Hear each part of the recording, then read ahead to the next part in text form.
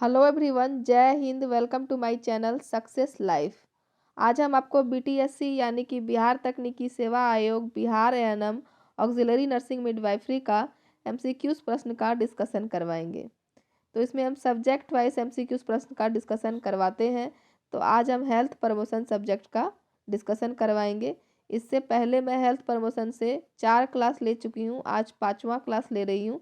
तो अगर आप लोग वो चारों क्लास नहीं देखें तो प्लेलिस्ट में जाकर ज़रूर देख लें। आज 5वां क्लास होगा और वो भी अंतिम क्लास होगा। आज ही हेल्थ प्रमोशन का सारा एमसीक्यूज प्रश्न कवर हो जाएगा। उसके बाद दूसरे सब्जेक्ट का हम प्रैक्टिस करवाएंगे। तो यह बुक जो है यह साइंटिफिक पब्लिकेशन का है और यह एक तरह का गाइड है जो एएनएम प्रतियोगिता परीक्षा के लिए बहुत ही महत्वपूर्ण गाइड है। तो जैसा कि आप सबको पता है कि एएनएम की परीक्षा 5 जनवरी, 11 जनवरी और 12 जनवरी को 3 पालियों में निर्धारित की गई है और एडमिट कार्ड भी डाउनलोड हो गया है। तो उम्मीद करते हैं कि आप लोग अच्छे से एडमिट कार्ड को डाउनलोड कर लिए होंगे। तो समय बहुत कम बचा है, जैसा कि आप सबको समय बहुत कम बचा है, इसलिए आप लोग परीक्षा की तैयारी में ज़ोर शोर से लग जाइए।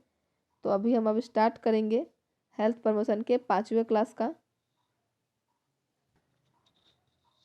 तो आज का हमारा पहला प्रश्न है, निम्नलिखित में से कौन सा पोटेशियम का रिच स्रोत है।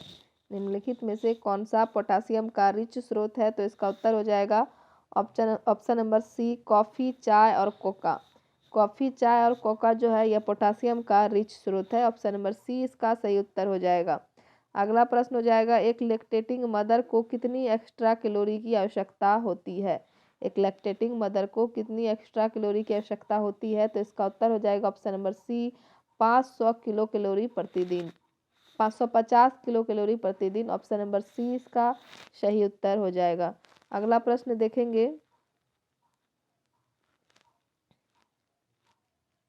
निम्नलिखित में से किस खनिज तत्व की कमी या अधिकता अस्थि तथा दांतों में पैथोलॉजिकल परिवर्तन उत्पन्न कर देती है। तो इसका उत्तर हो जाएगा ऑप्शन नंबर डी, फ्लोरीन। निम्नलिखित में से किस तत्व की दूध में कमी होती है। तो इसका उत्तर हो जाएगा आयरन। आयरन की कमी दूध में होती है। अगला प्रश्न है, एक भारतीय व्यक्ति 55 केजी मध्यम कार्य के लिए अनुशंसित रिकमेंडेड ऊर्जा की आवश्यकता कितनी होती है। तो इसका उत्तर हो जाएगा option number C, 2800 kilo calorie. कितनी इसका ऊर्जा की आवश्यकता होगा। तो 2800 किलो कैलोरी का होगा। ऑप्शन नंबर सी इसका सही उत्तर हो जाएगा। अगला प्रश्न है, एक भारतीय महिला जो 45 किलोग्राम की है उसके लिए कितनी ऊर्जा की आवश्यकता होगी। तो इसका उत्तर हो जाएगा option number B, 2200 kilo calorie की आवश्यकता होगी।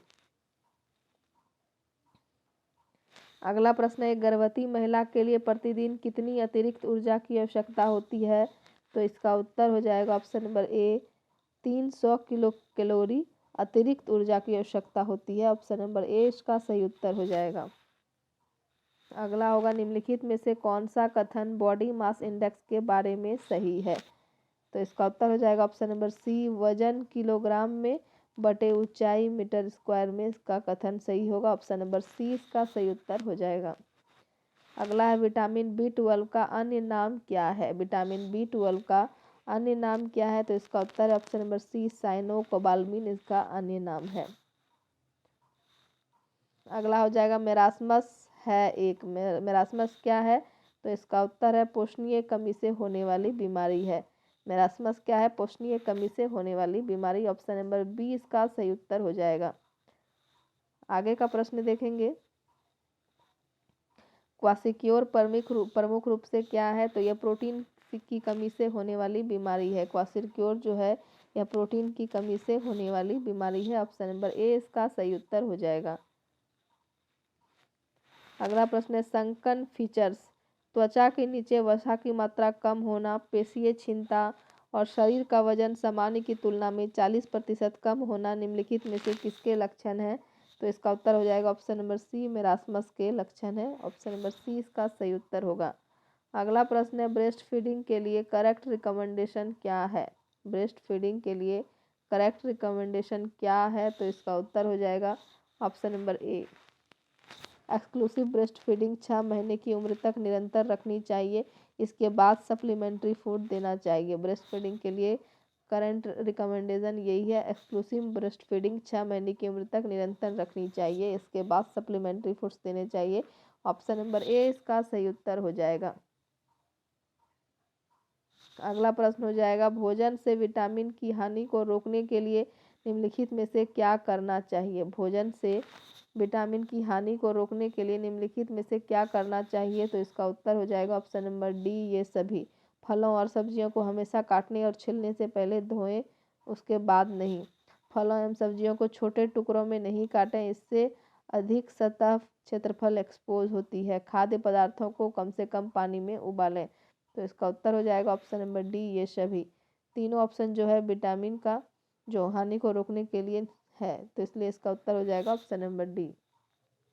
अगला प्रश्न हो जाएगा, vitamin A prophylaxis. Vitamin A prophylaxis programme के अंतर्गत बच्चों को 1 से 6 वर्ष ओरल विटामिन ए सॉल्यूशन की कितनी मात्रा एडमिनिस्ट्रेट की जाती है, तो इसका उत्तर हो जाएगा option number A 2 lakh unit every 6 month. 2 lakh unit हर 6 महीने में 2 लाख यूनिट इसको एडमिनिस्ट्रेट की जाती है। ऑप्शन नंबर ए इसका सही उत्तर हो जाएगा। आगे का प्रश्न देखेंगे, निम्न में से पेलेग्रा का कैरेक्टरिस्टिक फीचर नहीं है। निम्न में से पेलेग्रा का कैरेक्टरिस्टिक फीचर कौन सा नहीं है, तो इसका उत्तर हो जाएगा ऑप्शन नंबर सी डेफनेस। अगला प्रश्न हो जाएगा, प्रोटीन एनर्जी मालन्यूट्रिशन के संबंध में निम्न में से कौन सा कथन सत्य है। प्रोटीन एनर्जी मालन्यूट्रिशन के संबंध में निम्न में से कौन सा कथन सत्य है, तो इसका उत्तर हो जाएगा ऑप्शन नंबर डी उपरोक्त सभी। तीनों कथन हमारा सत्य है। प्रोटीन एनर्जी मालन्यूट्रिशन प्राथमिक रूप से अपर्याप्त भोजन ग्रहण करने से आता है। ऑप्शन नंबर ए इसका सही हो जाएगा। प्री स्कूल चिल्ड्रन में प्रोटीन एनर्जी मालन्यूट्रिशन के लगभग 80% केस सामान्यतः रिकॉग्नाइज नहीं हो पाते हैं। प्री स्कूल चिल्ड्रन में क्वाशिरिकोड की तुलना में न्यूट्रिशनल मरासमस ज़्यादा होता है। तीनों कथन प्रोटीन एनर्जी मालन्यूट्रिशन में सही कथन है, इसलिए इसका उत्तर हो जाएगा ऑप्शन नंबर डी उपरोक्त सभी। अगला प्रश्न हो जाएगा, आधी से ज़्यादा मानव जाति का स्टेपल फूड कौन सा है, तो इसका उत्तर हो जाएगा ऑप्शन नंबर बी चावल। 100 ग्राम अनाज कितनी ऊर्जा प्रदान करता है। 100 ग्राम अनाज कितनी ऊर्जा प्रदान करता है, तो इसका उत्तर हो जाएगा option number D 350 kilo calorie. अगला प्रश्न है, फल निम्नलिखित में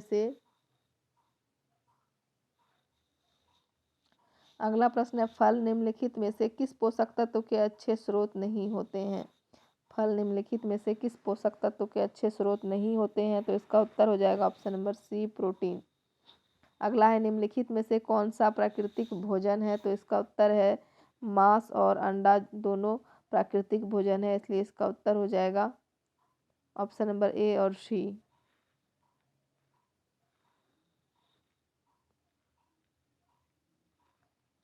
अगला प्रश्न देखेंगे,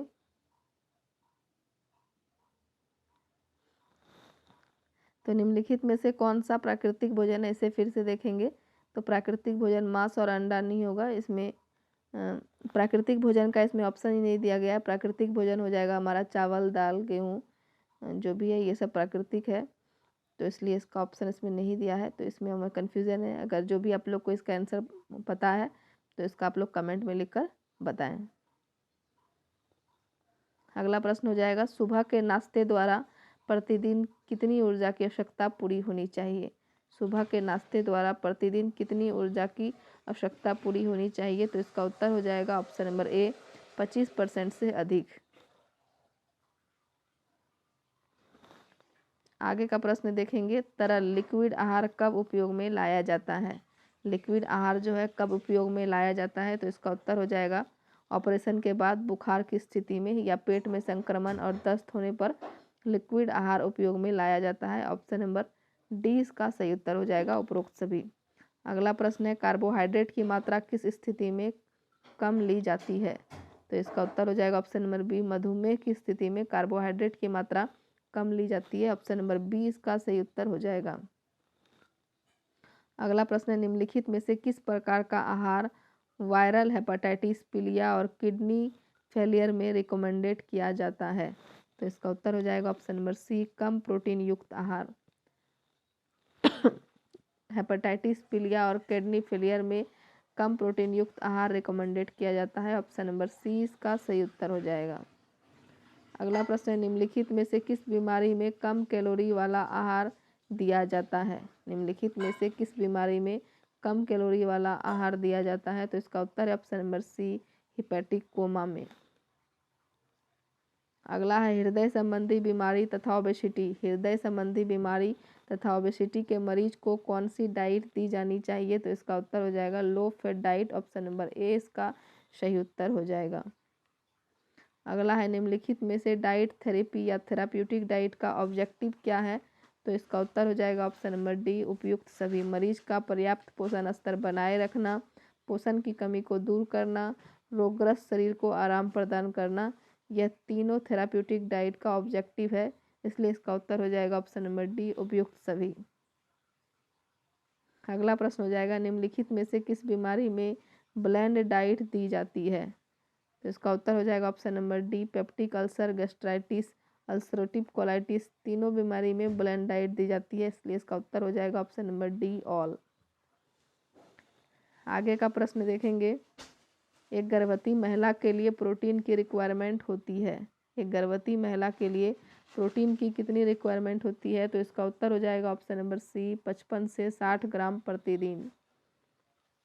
अगला प्रश्न हो जाएगा, लड़कियां जो 10 से 12 साल को निम्नलिखित में से किस पोषक तत्व की समान उम्र के लड़कों से तुलना में अधिक आवश्यकता होती है? तो इसका उत्तर हो जाएगा ऑप्शन नंबर बी, आयरन। अगला प्रश्न है, निम्न में से किसकी एनर्जी वैल्यू सर्वाधिक होती है? निम्न में से किसकी एनर्जी वैल्यू सर्वाधिक होती है? तो इसका उत्तर हो जाएगा option number D, fats. Fats की एनर्जी वैल्यू जो होती है इसकी सर्वाधिक होती है, ऑप्शन नंबर डी इसका सही उत्तर हो जाएगा। अगला प्रश्न है, लड़कों जो 10 से 12 वर्ष में निम्नलिखित में से कौन सा पोषक तत्व समान उम्र की लड़कियों की तुलना में अधिक आवश्यक होती है? तो इसका उत्तर हो जाएगा ऑप्शन नंबर बी, प्रोटीन। अगला प्रश्न हो जाएगा, गर्भ के दौरान भोजन पर्याप्त मात्रा में नहीं लेने पर क्या होगा? गर्भ के दौरान भोजन पर्याप्त मात्रा में नहीं लेने पर क्या होगा? तो प्री मैच्योर बच्चे का जन्म होगा, बच्चे का वजन कम हो जाएगा और गर्भ के अंदर बच्चे की वृद्धि रुकना हो जाएगा, ऑप्शन नंबर डी इसका सही उत्तर हो जाएगा, उपयुक्त सभी।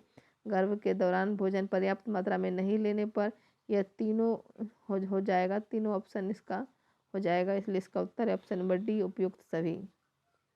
अगला प्रश्न है, सामान्य डिलीवरी के होने के बाद कितने समय में स्तनपान प्रारंभ कर देना चाहिए? तो इसका उत्तर है ऑप्शन नंबर बी, आधे घंटे में स्तनपान प्रारंभ कर देना चाहिए। अगला है, ऑपरेशन से बच्चा होने के बाद स्तनपान कितने समय बाद प्रारंभ कर देना चाहिए? तो इसका उत्तर हो जाएगा ऑप्शन नंबर सी, 4 घंटे में। ऑपरेशन से बच्चा होने के बाद स्तनपान 4 घंटे में और नॉर्मल डिलीवरी में आधे घंटे में कर देना चाहिए। अगला प्रश्न हो जाएगा, ब्रेस्ट मिल्क के बारे में कौन सा कथन सही है? ब्रेस्ट मिल्क के बारे में कौन सा कथन सही है? तो इसमें 4 कथन है। पहला है, यह शिशु की आवश्यकता को पूरा करने के लिए सभी पोषक तत्व प्रदान करता है। अगला है, यह संक्रमण को रोकने का गुण रखता है। और अगला हो जाएगा, यह एलर्जी को रोकने का गुण रखता है। तो यह तीनों कथन जो है हमारा ब्रेस्ट मिल्क के बारे में सही है, इसलिए इसका उत्तर हो जाएगा ऑप्शन नंबर डी, उपरोक्त सभी। अगला प्रश्न है, निम्न में से कौन सा विटामिन फीटस में न्यूरल ट्यूब डिफेक्ट को रोकता है? तो इसका उत्तर हो जाएगा option number C, folic acid. Folic acid जो है फीटस में न्यूरल ट्यूब डिफेक्ट को रोकता है, ऑप्शन नंबर सी इसका सही उत्तर हो जाएगा।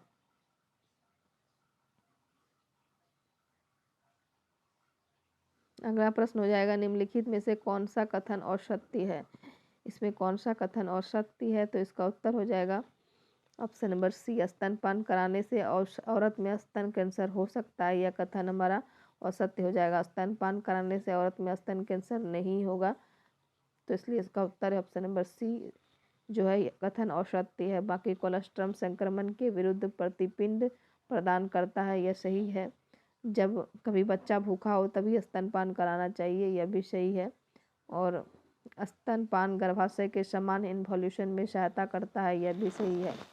तो हमारा बाकी तीनों कथन सत्य है, सिर्फ ऑप्शन सी को छोड़कर ऑप्शन सी जो है यह हमारा असत्य है। स्तनपान कराने से औरत में स्तन कैंसर नहीं होता है।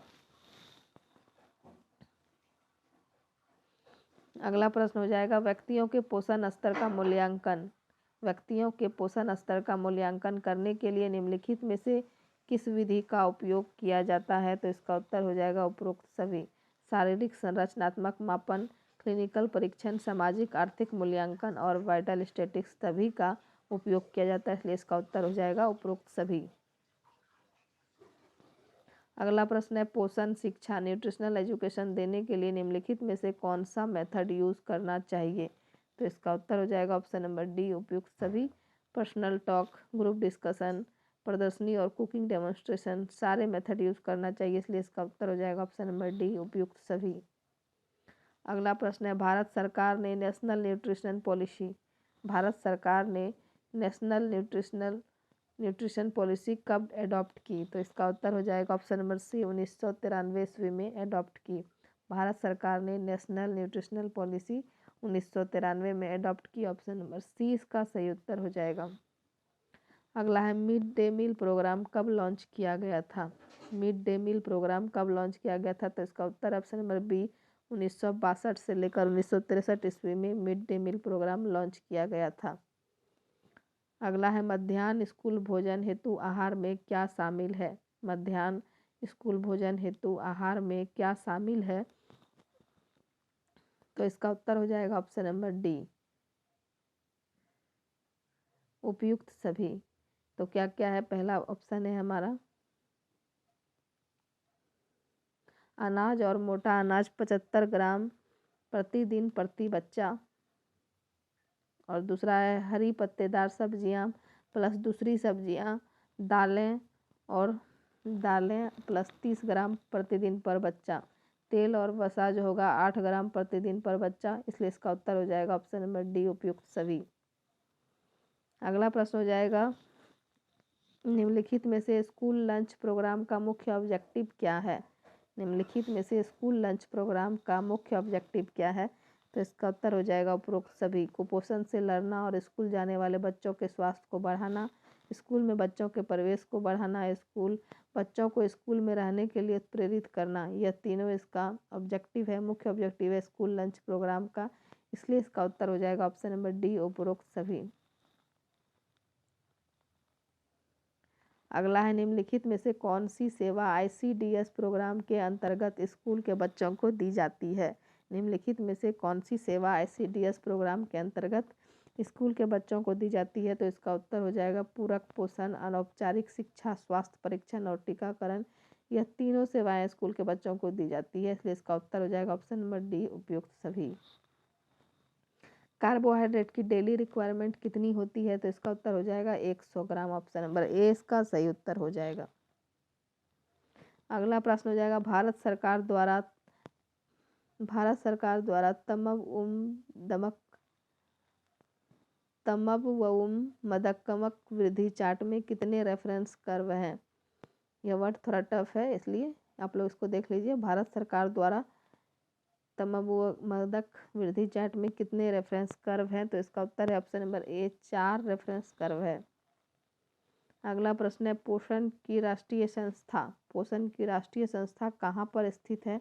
तो इसका उत्तर हो जाएगा ऑप्शन नंबर ए हैदराबाद में स्थित है। अगला है निम्नलिखित में से कौन सा भोजन सुरक्षात्मक कार्य नहीं करता है? तो इसका उत्तर हो जाएगा ऑप्शन नंबर सी मछली जो है यह सुरक्षात्मक भोजन कार्य नहीं करता है, ऑप्शन नंबर सी इसका सही उत्तर हो जाएगा। अगला है गरीब व्यक्ति का मांस किसे कहते हैं? गरीब व्यक्ति का मांस किसे कहते हैं? तो इसका उत्तर हो जाएगा ऑप्शन नंबर सी दाल को गरीब व्यक्ति का मांस कहते हैं। विटामिन ए का रिचेस्ट नेचुरल सोर्स क्या है?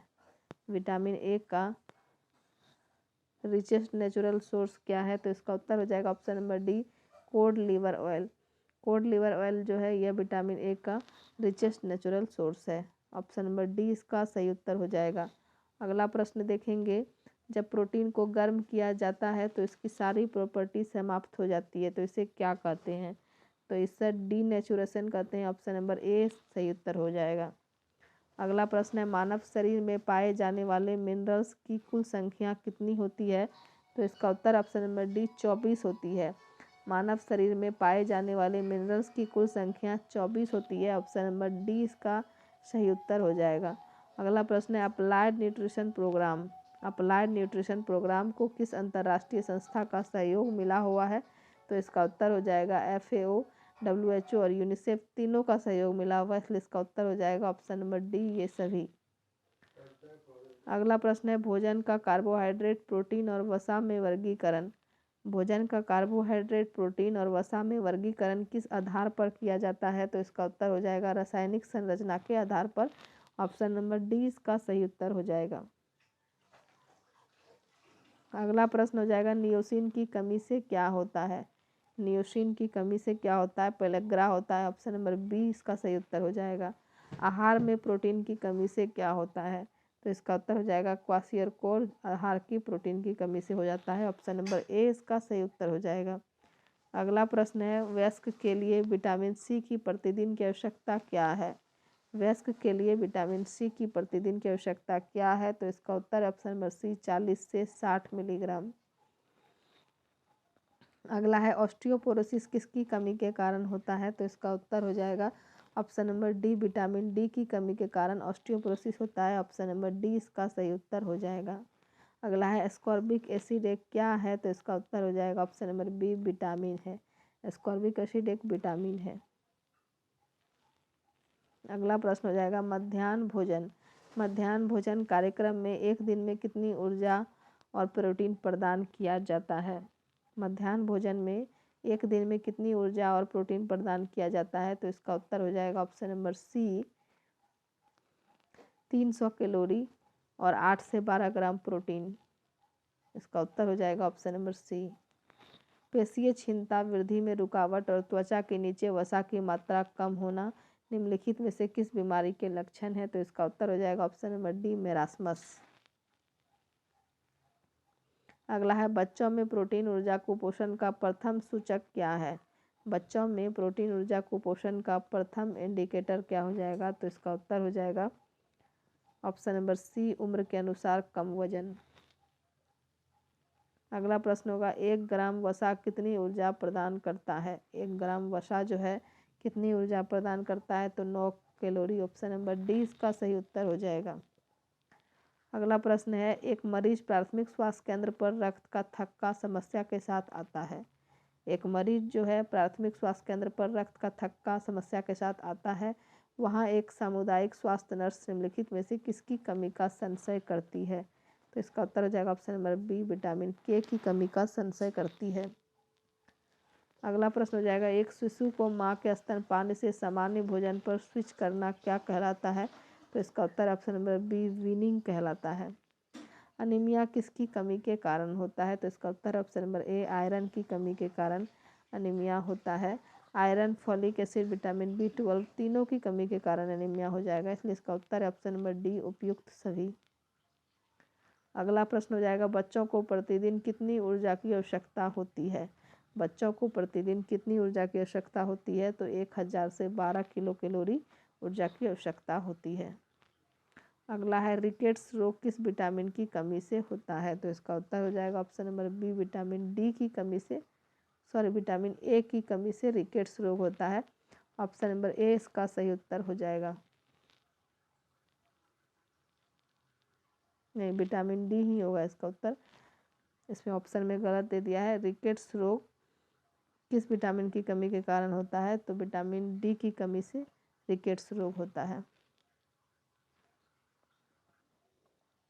आगे का प्रश्न देखेंगे। अगला है स्कर्वी रोग किस विटामिन की कमी से होता है? तो इसका उत्तर हो जाएगा option number A vitamin C की कमी से स्कर्वी रोग होता है। किस विटामिन की अनुपस्थिति से कैल्शियम की कमी हो जाती है? तो इसका उत्तर हो जाएगा option number A vitamin D की अनुपस्थिति से कैल्शियम की कमी हो जाती है। अगला प्रश्न हो जाएगा पोषण को प्रभावित करने वाला कारक कौन सा है? तो इसका उत्तर हो जाएगा ऑप्शन नंबर डी उपरोक्त सभी। धर्म, आर्थिक स्तर और संस्कृति तीनों पोषण को प्रभावित करने वाला कारक है, तो इसका उत्तर हो जाएगा ऑप्शन नंबर डी। अगला है कैल्शियम के अवशोषण के लिए आवश्यक है vitamin D. Option number D इसका सही उत्तर हो जाएगा।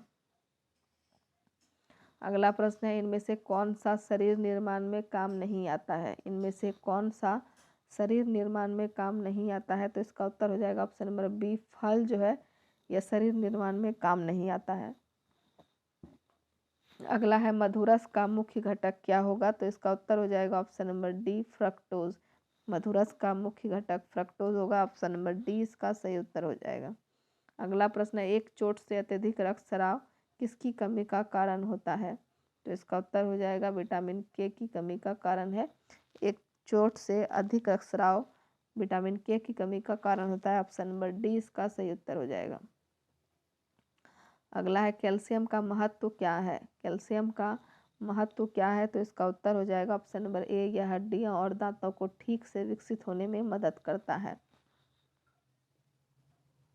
अगला है, हमारी अधिकांश कैलोरी किससे आनी चाहिए, तो इसका उत्तर है ऑप्शन नंबर ए, कार्बोहाइड्रेट्स। हमारा अधिकांश कैलोरी जो है कार्बोहाइड्रेट से आनी चाहिए, ऑप्शन नंबर ए इसका सही उत्तर हो जाएगा।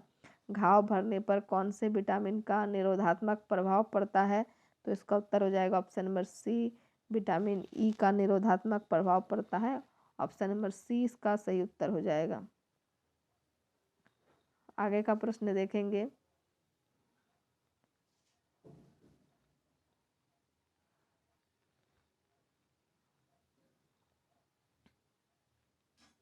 अगला है, मानव दूध का औसत ऊर्जा मान कितना होता है, मानव दूध का औसत ऊर्जा मान कितना होता है, तो इसका उत्तर हो जाएगा 70 किलो कैलोरी प्रति 100 मिलीलीटर। मानव दूध का औसत ऊर्जा मान है 70 किलो कैलोरी प्रति 100 मिलीलीटर, ऑप्शन नंबर बी इसका सही उत्तर हो जाएगा। अगला प्रश्न है, कंजक्टिवा में बीटरूट के धब्बे किसकी कमी का शांत करते हैं, तो इसका उत्तर हो जाएगा option number D, vitamin A की कमी के कारण कंजक्टिवा में बीटरूट के धब्बे दिखते हैं, ऑप्शन नंबर डी इसका सही उत्तर हो जाएगा।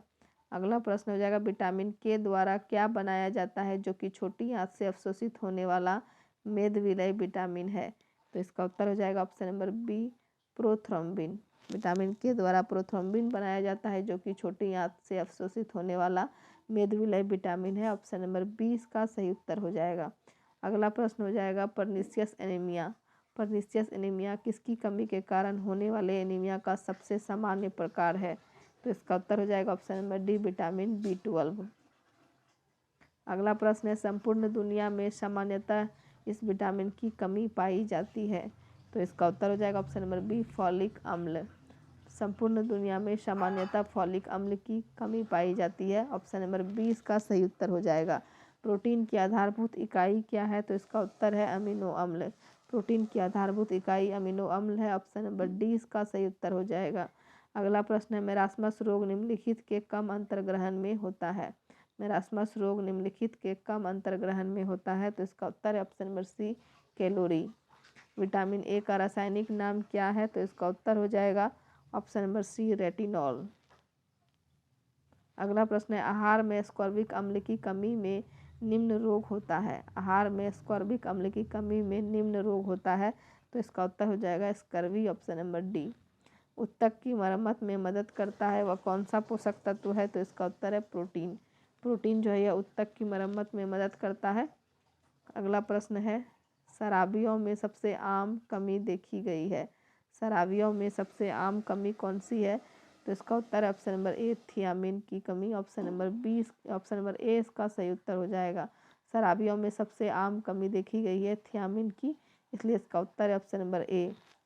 तो चलिए वीडियो समाप्त करते हैं। आज का अंतिम प्रश्न यहीं तक था, नहीं मतलब पूरा इसमें हेल्थ प्रमोशन सब्जेक्ट का अंतिम प्रश्न यहीं तक था। 481 तक इसमें प्रश्न दिया गया है, इसके बाद इसका प्रश्न नहीं दिया गया है।